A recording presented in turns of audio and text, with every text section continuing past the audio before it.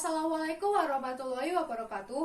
Kulo Risma Yuniarta, saking Kaliwelas Pipa 6 Presensi Selangkung.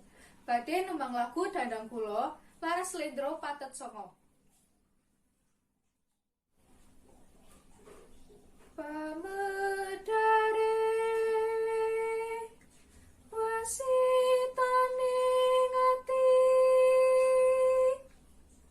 Jumatoko aniru pujangga dahat muda ing batine nanging kadaki nunggung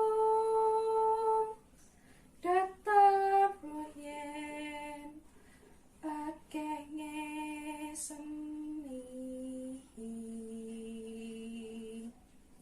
amaksa angrum pokok poso kang kalantur